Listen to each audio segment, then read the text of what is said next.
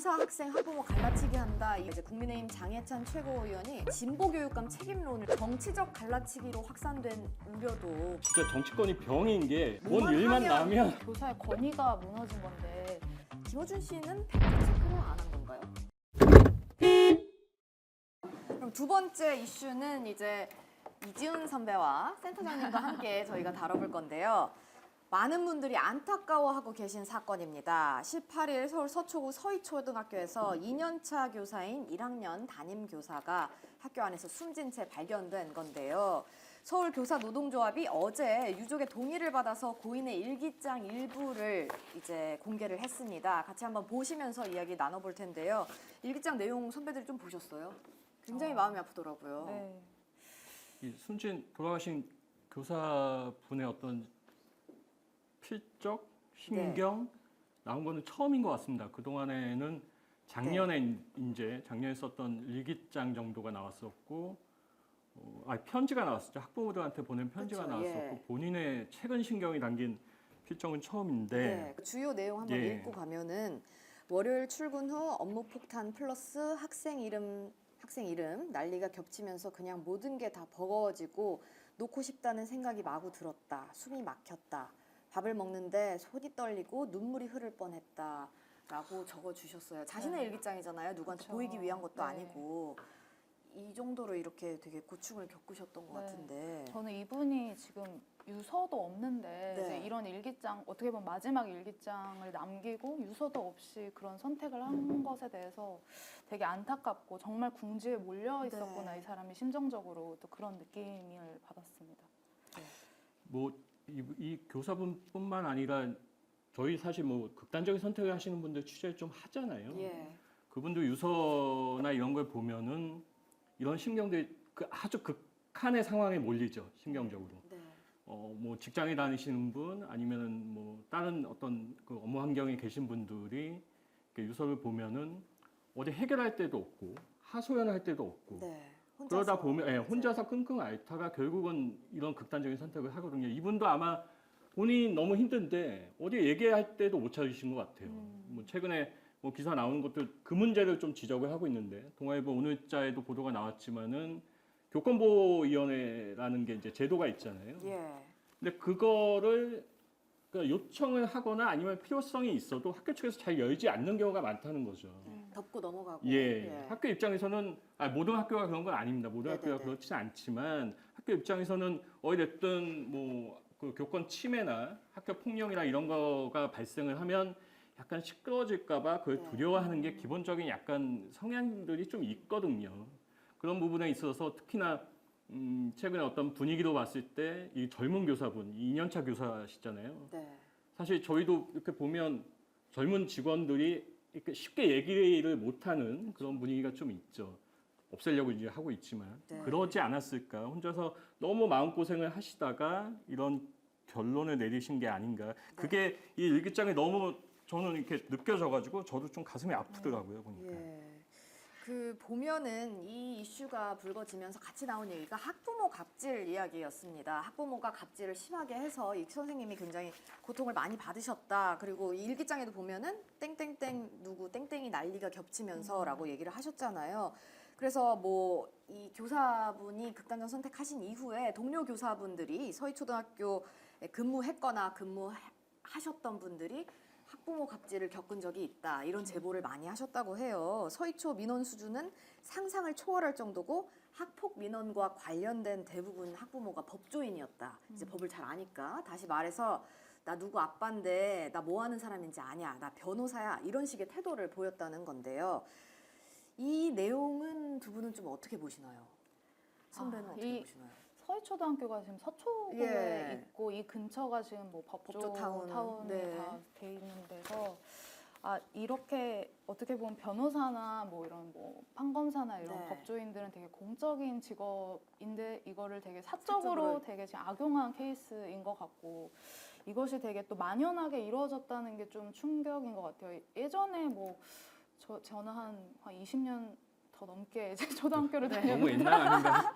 너무 옛날 이야기죠. 네. 그때는 학부모와 교사 관계가 오히려 교사한테 잘 보여야 된다. 그쵸. 예, 약간 이런 분위기가 좀 있었던 것 같은데 지금 완전 그 관계가 역전이 되어가지고 오히려 이제 학부모들이 갑의 위치에 있고 이런 교사들이 그 민원을 받는 좀 을의 위치에 있는 그런 상황인가 이런 생각이 들더라고요. 그래가지고 저도 뭐 여러 가지 생각을 좀 했는데 네. 이제 센터장님께서는 학부모시잖아요. 예. 저도 뭐 중학교, 고등학교 다니는 아이들 자녀들 예. 있고 저는 뭐 이지훈 기자보다 더 옛날에 학교에 다녔으니까 완전 라떼인데 저는 네. 뭐 이지훈 기자도 뭐 경험이 있는지 는 네. 모르겠지만 저도 학교 다니면서 사실 선생님한테 많이 맞았거든요. 뭐 저뿐만 아니라 많이 맞았습니다.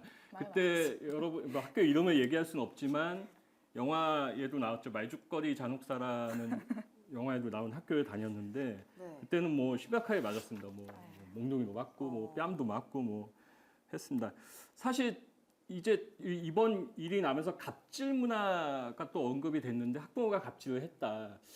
언제부터 학부모와 교사가 갑을 관계로 표현을 해야 되나 그 생각 좀 들더라고요. 보니까 갑을 관계가 이제 보통 이제 사업장이나 이런 쪽에서 많이 있던 이 노동 현장에서 나오던 이 표현인데 네, 이게 교육 학교에서도 현장에서. 교육 현장에서 네. 마저 갑을 문화가 있고 굳이 따지면 언제부터 선생님이 그러니까 그 학부모가 갑이 됐고 선생님이 을이 됐나? 됐지? 저는 예. 좀 약간 의아하기도 해요. 왜냐하면은 저도 이제 학부모이고 저는 모르겠습니다. 의사 변호사가 아니어서 그런지 모르겠지만 저는 지금도 학교를 간혹 가면 제가 을이 된 느낌이에요. 네. 이게 주변에 저도 이번 일 터지고 나서 학부모들 많이 얘기했는데 여전히 선생님이 갑으로 생각이 된다 이렇게 하시는 분들이 많습니다.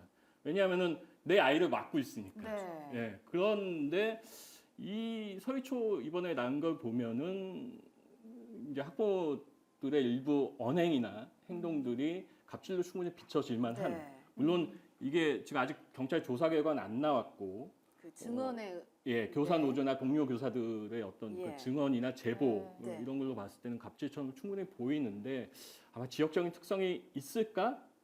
그리고 그 지역에 있는 학부모가 다 그럴까? 아니 상당수가 그럴까? 그건 약간 의문이 들긴 합니다. 예. 그래갖고 저는 개인적으로는 갑질 학부모 이렇게 뭐 일부라고 저는 생각을 하고 대다수는 아니라고 저는 여전히 좀 믿고 싶고요. 그러면서 양쪽의 어떤 얘기를 좀 다 들어봐야 될 것 같고. 그래서 제가 그 학부모의 나이를 좀 추론을 해봤는데 네. 저랑 비슷한 또래거나 저는 아이가 없는데 저랑 비슷한 또래거나 저보다 조금 위인 그런 한 30대 중후반에서 40대 초반이더라고요. 그럴 수 있겠죠. 예. 그때 이제 저도 이제 학창 시절을 보냈는데 그때는 학생 인권조례 이전이었으니까 예. 체벌이 있었어요. 그쵸. 저도 뺨도 많이 맞았. 뺨? 아니, 여학생은 뺨을 때려요? 네, 저는 막 이렇게도 맞은 적이 있어요. 아니, 제가 그렇다고 귀엽게 한 거 아닌가? 아니 대단히 잘못한 게 아니라 예. 뭐 예를 들면 뭐 발목 양말을 신었다는 이유로 네. 실내화 가방을 안 들고 왔다는 이유로 고등학교 때. 뭐 중고등학교 때 아. 과한 체벌을 폭력이잖아요. 네, 그렇죠. 체벌이 아니라. 네, 근데 예. 이제 제가 중고등학교 다녔을 때는 DJ 노무현 대통령 네. 시기여서 약간 조금씩 이제 인권에 대한 얘기가 나오고 있었고 약간 과도기적인 세대를 지냈던 사람들이 지금 학부모가 예. 된 것 같아요. 네. 그래서 오히려 이런 문제에 대해서 더 예민하게 반응을 할 수 있지 않을까 네. 또 이런 생각도 들더라고요. 자신이 당했던 것도 있는 그런 약간 경험이 있으니까 있는데 예, 이제 이 아이들은 이제 이렇게 키우면 안 된다라는 아, 생각이 학부모가 더 세게 강할 나가야 수 된다, 있고 이렇게, 네, 예. 그렇게 하지 않았나 생각합니다.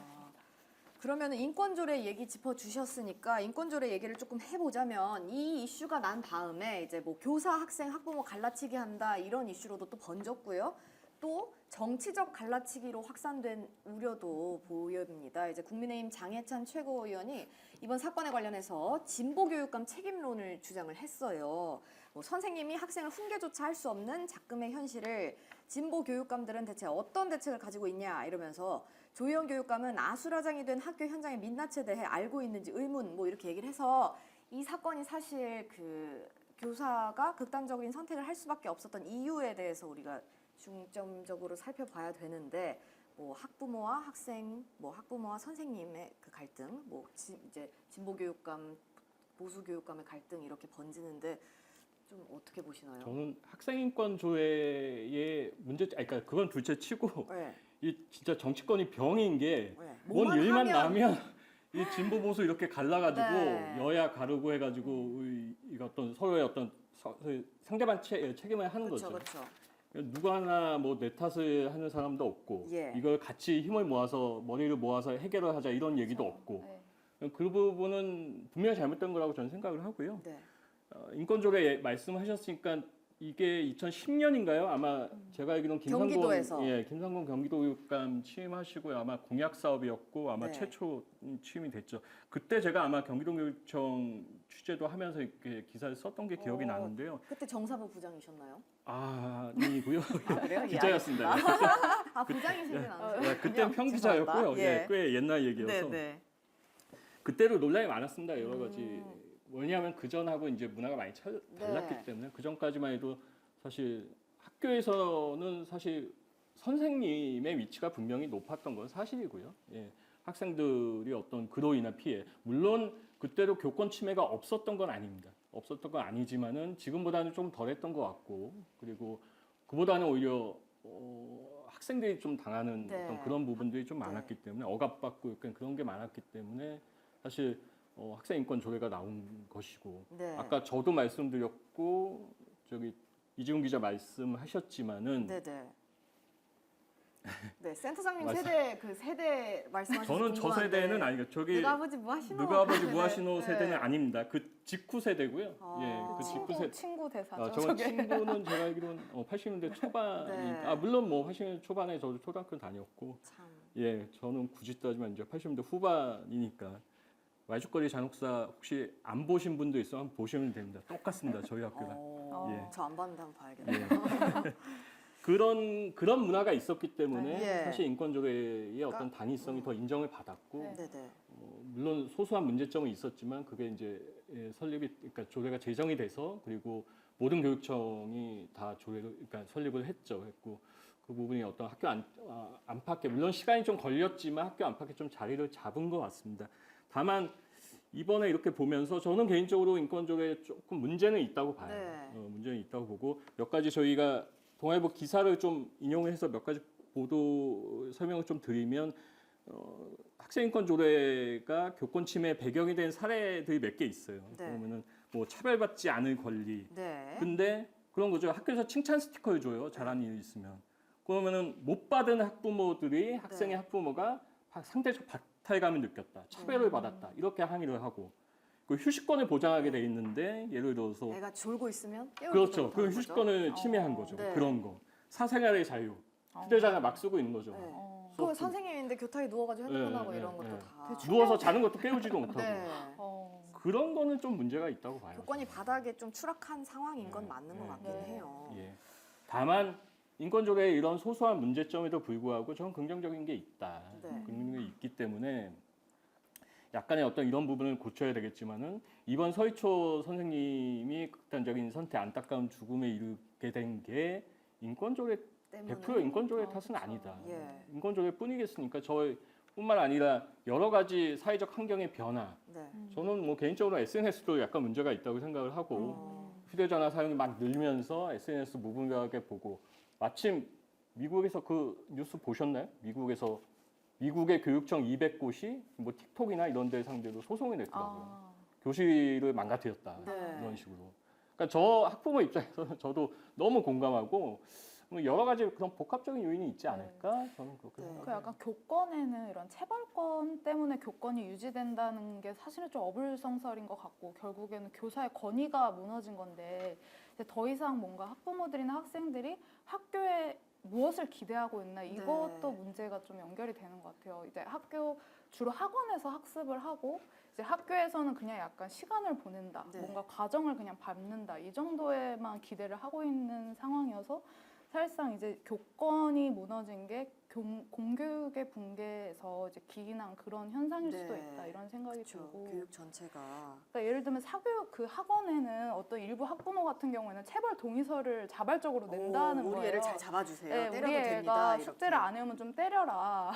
뭐 성적이 떨어지면 때려라, 이런 네. 식으로 하고, 뭐 약간 그냥 사설 독서실에서도 그냥 요즘에 학교에서는 전혀 하지도 않은 그런 뭐 투명 의자, 뭐 이런 체벌을 할 수 있게 예, 동의서를 예. 제출한다는 거예요. 그러니까 근데 오히려 정작 학교에서는 네, 학교에서는 네. 그렇지 않고, 이런 걸 봤을 때, 그러면 뭐 학부모의 문제도 있고 공교육의 문제도 있을 때, 왜 성적 문제에 대해서는 체벌을 할 수 있고 뭔가 뭐 평소에 그쵸, 그런 뭐 도덕성. 인성이나 네. 뭐 그런 생활교육 이런 거에서는 체벌을 할 수 없다라고 생각하는 그 학부모의 이중성도 문제인 것 같고 네.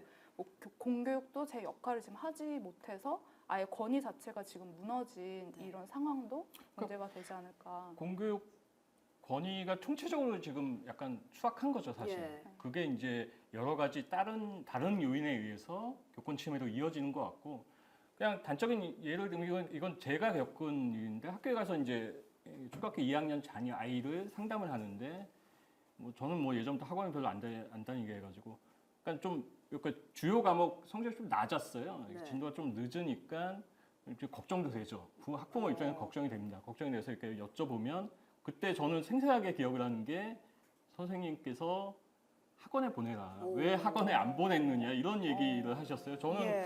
그 얘기를 듣고 상당히 좀 충격을 좀 그쵸. 받았고, 학교에서 이제 예, 학원을 예. 학원을 저는 보내라. 이제 공교육을 믿고 학교에 맡기고 네. 선생님한테 부탁을 한 건데 선생님은 오히려 왜 학원에 안 보냈냐 이렇게 말씀을 하시니까 이 얘기를 주변에 좀 많이 했습니다. 많이 네. 했더니 그런 일을 겪으신 분들이 꽤 있어요. 사실 아. 학부모 중에서. 근데 저는 물론 이건 되게 단적인 예라고 생각을 해요. 네. 예.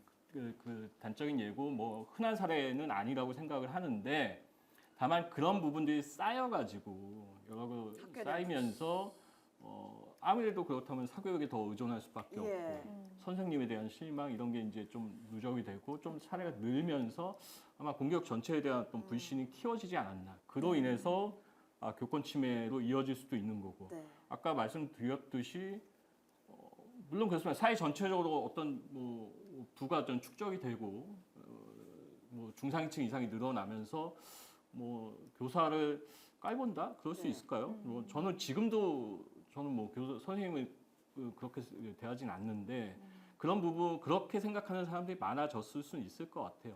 그런 게 복합적으로 하면서 교권 네. 침해로 이어진 게 아닌가. 그래서 이제 어제 윤석열 대통령이 교권 강화를 위한 불합리한 자치조례 개정을 추진하라 이렇게 지시를 했어요. 뭐 이 발언에 대해서는 센터장님께서는 좀 어떻게 보시나요? 이렇게 한다고 문제가 해결이 될까요? 체벌을 다시 살려야 될까요? 어떻게 생각하세요, 선배는? 그거는 저는 아니죠. 체벌은 아닌 것 네. 같아요. 저도- 맞은 다른 기억이 방식으로. 안 저도 좋아서. 네. 약간 반대의 의견을 말씀드리고 싶지만 네. 저도 체벌은 그렇죠. 아니라고 네. 생각해요. 예, 체벌은 아니고 체벌은 하다 보면 그러니까 사랑의 매라는 표현을 감정과 많이 그거를 했었죠. 예, 구분하기가 그게 힘드니까. 컨트롤이 잘 안 될 가능성이 예. 높아지고 어찌됐든 최근에 어떤 이렇게 봤을 때는 더더욱 안 될 거예요 아마. 네. 그러시는 분도 그렇고. 그 조희연 서울시 교육감이 이제 전날 회견에서 조례 네. 폐지는 이제 반대를 한다 이렇게 확실하게 얘기를 했는데 다만 학생 책무성 조항을 뭐 도입하겠다. 지금 이제 학생 인권 조례에는 뭔가 학생들을 인권을 보호하는 그런 조항만 있는데 이 아이들의 의무나 책임에 대해서도 우리가 조항 넣겠다. 그러니까 결국 조례가 되게 정교하게 지금 네. 설계되지 않아서 좀 벌어지는 일일 수도 있고 또 더 나아가서 이게 법이랑 조례로 해야 되는 문제인가? 이게 그쵸. 교실 안에서의 어떻게 보면 사소한 갈등이나 이런 것들이 좀 사회 생활의 일부인 거고 이거를 또 해결하는 이렇게 자율적으로 해결하는 네. 능력이 결국에는 그 사회성이나 이런 걸 함양에도 되게 중요한 그런 기능을 하는데 이거를 법과 조례를 막 바꾸고 해서 그 교실 안에서 일어나는 크고 작은 갈등들을 다 조율을 해야 한다는 게 또 약간 이게 또 맞나 이런 네. 생각도 드네요. 저는 그냥 밥상머리 교육을 집에서 가정교육을 제대로 시킨 다음에 학교를 보내면 이런 문제가 좀 덜하지 않을까요? 밥상머리 교육. 네. 선배 밥상머리 교육은 어떻게 하는 건가요? 밥상머리 교육은 포기했습니다. 저는 포기했고 남자애들은 말을 잘 안 듣고요. 아니 네. 그런 것 같아요. 저는 아까 인권조례 지금 이지훈 기자 얘기했지만 권한인 게 뭔가요? 권리, 권한. 책임이 수반이 돼야 되는 그쵸, 거잖아요. 예. 책임이 없는 권리, 권한은 이쪽에 뭐 그런 표현 많이 하잖아요. 방종이고 네. 그렇게 얘기하는데 저는 일정한 부분 인권조례의 학생의 책무, 이게 책임 이 부분은 좀 반영하는 거는 저는 좋다고 생각을 하고 해야 될 거라고 생각을 하고 그런 부분이 지금 인권조례의 어떤 균형을 좀 맞춰주지 않을까? 그러면서 양쪽 다 좀 잘 효과를 낼 수 있게 그랬으면 하는 바람이 있습니다. 좀. 네. 그러면은 사실 저희 다 기자잖아요. 취재를 하고 뭐 이걸 보도를 하는 기자로서 저희가 이 이슈를 다루면서 짚고 넘어가야 될 부분이 또 하나 또 있습니다. 이 서울초등학교 교사 사망 배경에 국회의원 가족의 갑질이라는 의혹이 제기된 상황에서 국민의힘 한기호 의원이 갑질 당사자의 가족이라는 의혹에 휩싸였잖아요. 그래서 온라인 최초 유포자랑 이거를 언급한 방송인 김어준 씨를 명예훼손으로 고소를 했습니다. 사실 의혹 제기라는 거는 저희가 언론인으로서 꼭 해야 되는 일이긴 한데 김어준 씨는 팩트 체크를 안 한 건가요? 뭐 본인이 그 다음날 이제 약간 해명성 방송을 네. 했죠.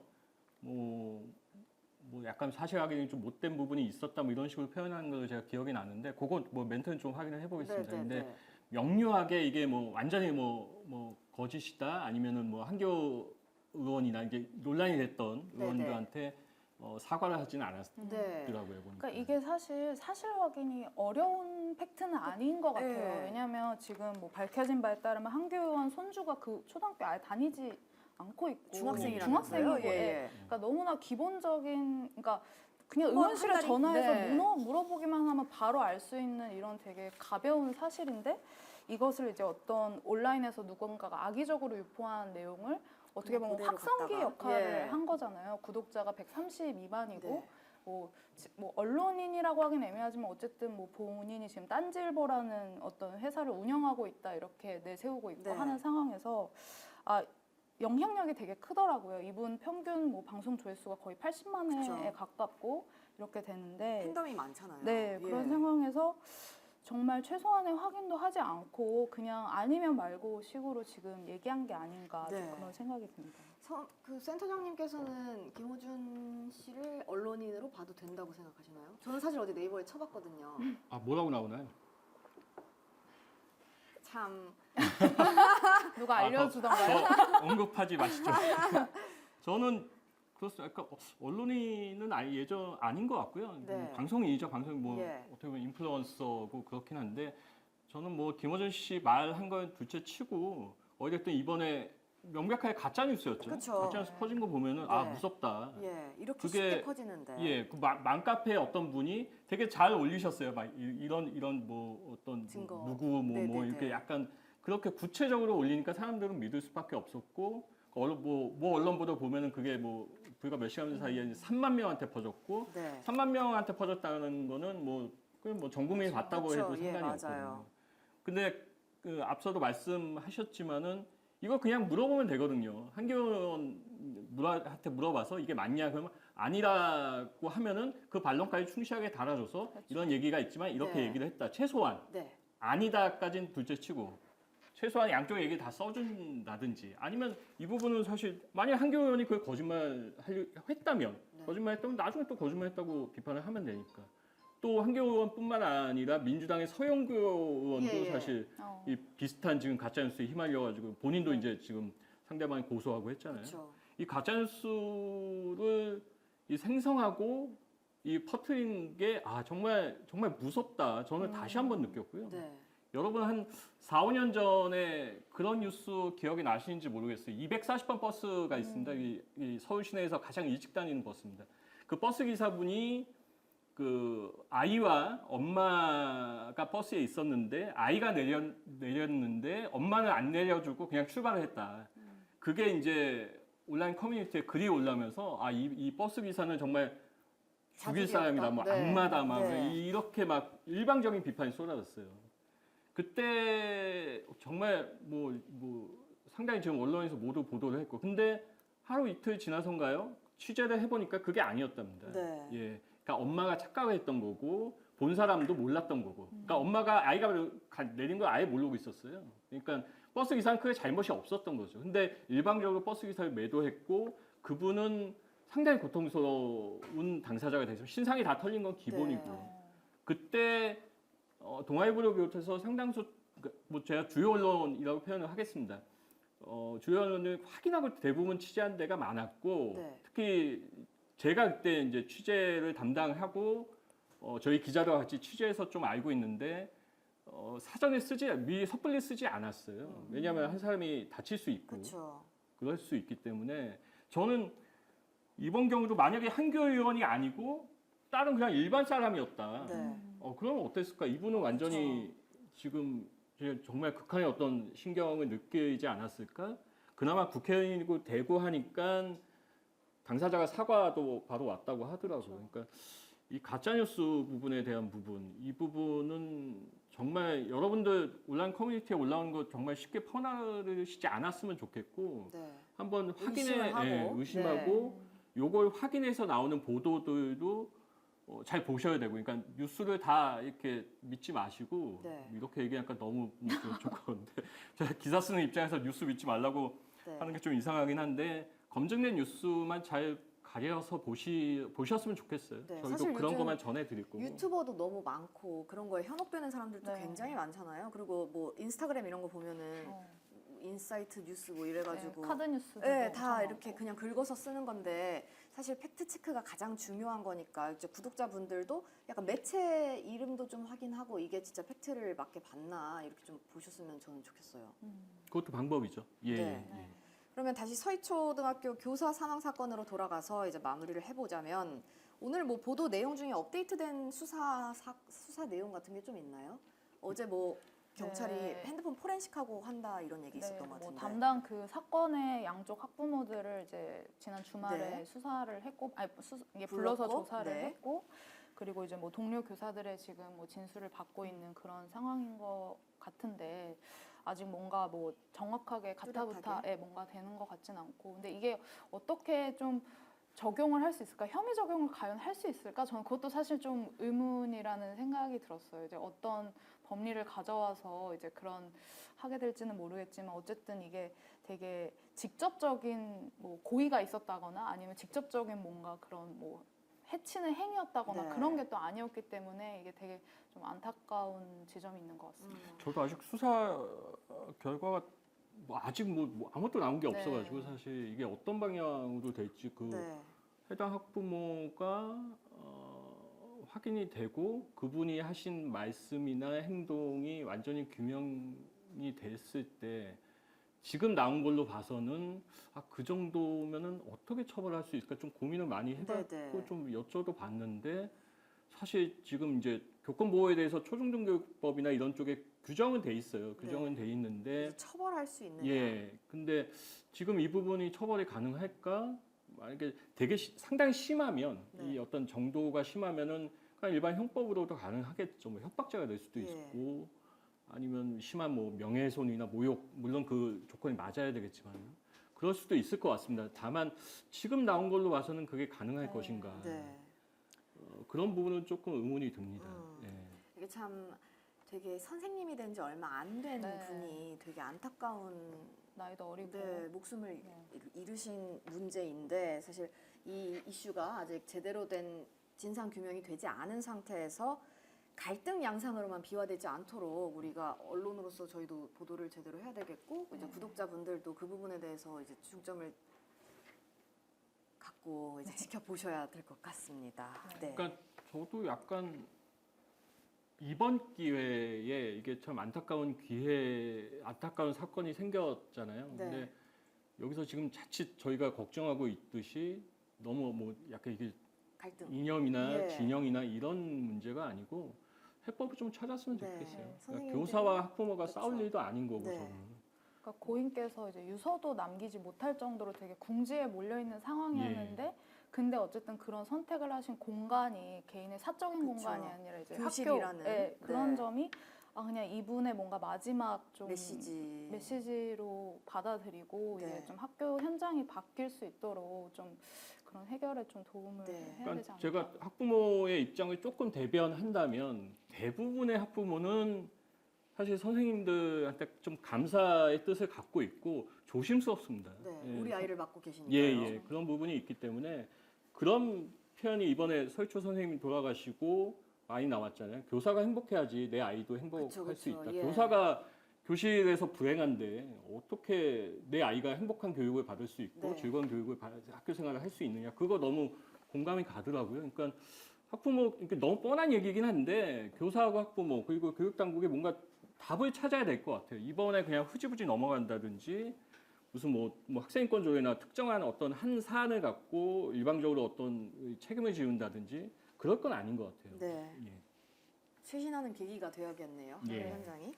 네, 오늘 저희가 일부 동아일보 기자들이 모여서 사건과 그 이면을 짚어보는 사회부 캐비닛 첫 시도였는데요. 구독자분들께서 어떻게 보셨는지 모르겠어요. 저는 개인적으로 이수정 교수님도 나와주셔서 좋았고 네. 이제 선배들은 저보다 취재 경력이 훨씬 많으시니까 되게 더 풍부한 이야기를 할 수 있어서 좋았는데 다음번에 또 사회적으로 큰 사건이 발생하면 안 되겠지만 발생할 테니까 안 돼야 되는데. 네, 발생할 테니까 그때 다시 저희는 모이도록 하겠습니다. 두 분 시간 내주셔서 너무 감사하고요. 네. 소감 한 말씀씩 해주세요. 선배부터. 네, 저 라이브 처음인데 네. 되게 선배도 채널 운영하고 계시잖아요. 복수자들 어떻게 됐나요? 네. 저희 다 녹화라서 아, 그런가요? 편집의 힘을 많이 빌리고 아. 있는데 라이브 되게 어렵네요. 네. 오늘 존경합니다. 잘해주셨습니다. 네, 두 분. 네.